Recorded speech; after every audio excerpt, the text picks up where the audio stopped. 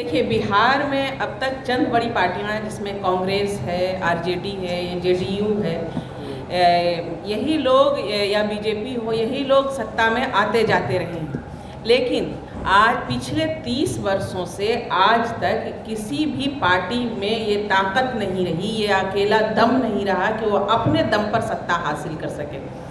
और बिहार में जो कांग्रेस पार्टी है वो पिछले 30 सालों से देखा ये जा रहा है कि आरजेडी की पिछलग्गू बन करके रह रही है, आरजेडी का झंडा ढो रही है और अपने दम पर तो सत्ता हासिल करने का कांग्रेस का दूर दूर तक आसार भी नहीं है, ना नज़र आ रहा है, न अभी पिछले चंद सालों से था। और जिसका ज़मीनी आधार बिल्कुल नहीं है, जो बिल्कुल अभी ज़मीन पर कमज़ोर पार्टी है, वो भी तेजस्वी यादव को अभी मुख्यमंत्री के तौर पर कबूल नहीं कर रही है और आपस में खींचातान चल रहा है। अब ये बताइए कि ये तो आरजेडी को लालू जी को बताना होगा कि जब उनके घटक दल की पार्टियां जो उनका जो झंडा ढोने वाली जो पार्टियां हैं वो जब तेजस्वी यादव को मुख्यमंत्री के तौर पर कबूल नहीं कर रही हैं, उनको मान्यता नहीं दे रही हैं, तो फिर बिहार की जनता उनको मुख्यमंत्री के तौर पर कबूल कैसे करेगी? वो जो तेजस्वी यादव को बिहार के ऊपर जो मुख्यमंत्री के चेहरे के तौर पर थोप रहे हैं, बिहार की जनता तेजस्वी को क्या कबूल कर रही है? ये लालू प्रसाद जी को जवाब देना चाहिए। और इधर एनडीए में अब देखिए कि अभी तक बीजेपी ने अपने मुख्यमंत्री का चेहरा साफ नहीं किया है।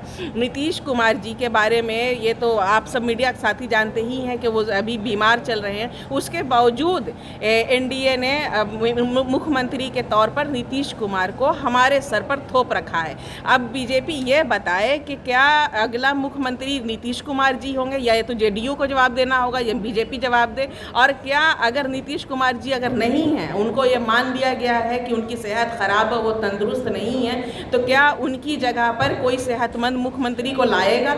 अगर लाएगा तो वो चेहरा कौन होगा?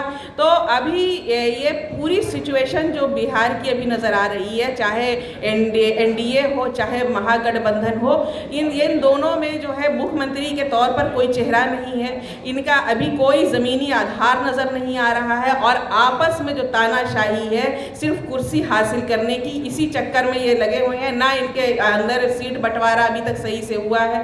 तो बिहार की जनता को कांग्रेस हो चाहे जेडीयू हो आरजेडी हो, ये तमाम लोग सिवाय बेवकूफ़ बनाने के और कुछ नहीं कर रहे हैं। बिहार में भी लालू यादव की 15 वर्ष के शासन रही, लेकिन आर्थिक अराजकता, पशुपालन घोटाला देखेंगे, सामाजिक अराजकता, 5 बजे तक रास्ते बंद हो जाते थे। इन कारणों से फिर नीतीश सामने आए, नीतीश को लोगों ने स्वीकार किया।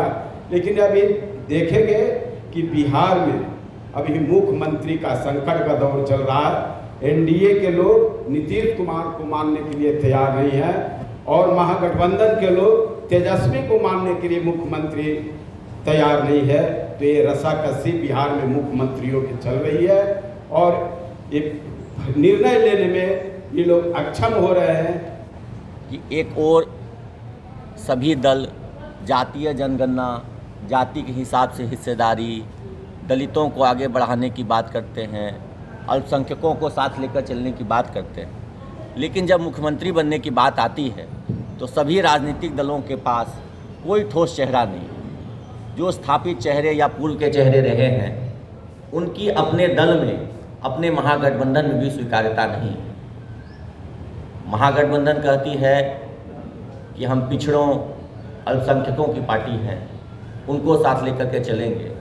कांग्रेस कह रही है कि हम दलितों को आगे बढ़ाएंगे, उन्होंने दलित प्रदेश अध्यक्ष भी बनाया है। लेकिन जब सीएम फेस की बात आती है तो तेजस्वी का चेहरा वो नहीं मानते, कहते हैं कि कोई दलित बिहार का मुख्यमंत्री बने, उप मुख्यमंत्री कहते हैं कोई अल्पसंख्यक बने, लेकिन कौन बने इसको लेकर के कोई ठोस बात नहीं कर पाते। एनडीए में भी यही स्थिति है। एनडीए में भी हम पिछले 20 साल से एक ही चेहरा देख रहे हैं। उनका स्वास्थ्य ठीक नहीं है, उनकी मानसिक स्थिति ठीक नहीं है, इसको लेकर के बार बार पब्लिक प्लेटफॉर्म पर चर्चाएं होती रहती हैं। फिर भी एनडीए अपनी ओर से कोई नया चेहरा प्रस्तुत नहीं कर पा रही। भाजपा में आज भी हिम्मत नहीं है कि खुल करके वो कहे कि चुनाव के बाद हमारी पार्टी का कोई मुख्यमंत्री होगा। दबे जुबान में उनके नेता कहते हैं कि यहाँ पर अब भाजपा का कोई सीएम होना चाहिए। लेकिन खुलकर उनका राष्ट्रीय नेतृत्व हो चाहे प्रदेश नेतृत्व इस बात को नहीं कह पाता है। तो जो स्थिति महागठबंधन की है वही एनडीए की है।